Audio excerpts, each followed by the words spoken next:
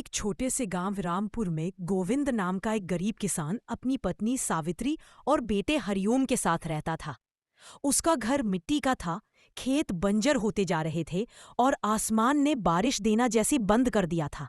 गोविंद रोज सुबह सूरज उगने से पहले उठता, सूखे खेतों को देखता और चुपचाप हल उठाकर निकल पड़ता। सावित्री रोज घर में 2 रोटी के लिए जद्दोजहद करती। प्रेम 8वीं कक्षा में पढ़ता था और माँ बाप का सपना था कि वह पढ़ लिख कर अफसर बने। गोविंद, अब तो घर में अनाज का एक दाना भी नहीं बचा। बेटा स्कूल जाने से पहले पूछता है कि खाना मिलेगा ना।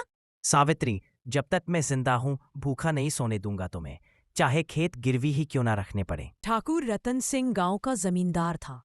वो चाहता था कि गोविंद अपना खेत उसे बेच दे ताकि वह उस जमीन पर फैक्ट्री बनवा सके। ठाकुर एक दिन बुलाकर बोला, गोविंद, तुम्हारा खेत अब किसी काम का नहीं, मैं 10,000 दूंगा, ले लो, जिंदगी बन जाएगी। ठाकुर साहब, खेत मेरा बाप छोड़ गया है, इससे ही बेटे को पढ़ा रहा हूँ, चाहे कुछ भी हो ये खेत नहीं दूंगा। रात को गोविंद घर आया तो देखा सावित्री चुपचाप रो रही थी।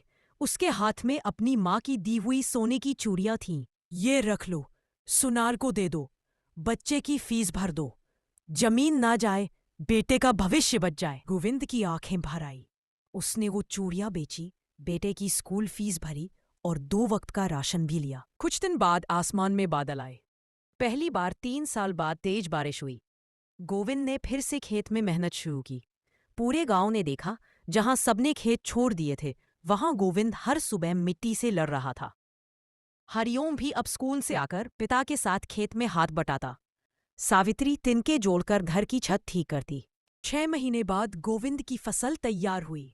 गेहूं की ऐसी बालियां जो गांव में किसी के पास नहीं थी। पूरा गांव हैरान था। ठाकुर का मुंह लटक गया। सरपंच ने गांव वालों को इकट्ठा किया और बोला, आज हम सब गोविंद से सीखें कि मेहनत क्या होती है। इस आदमी ने जमीन नहीं बेची, सपने नहीं छोड़े। ठाकुर ने फिर आखिरी चाल चली, झूठा केस किया कि गोविंद ने उसके कुएं का पानी चुराया। मगर गांव वाले अब गोविंद के साथ थे।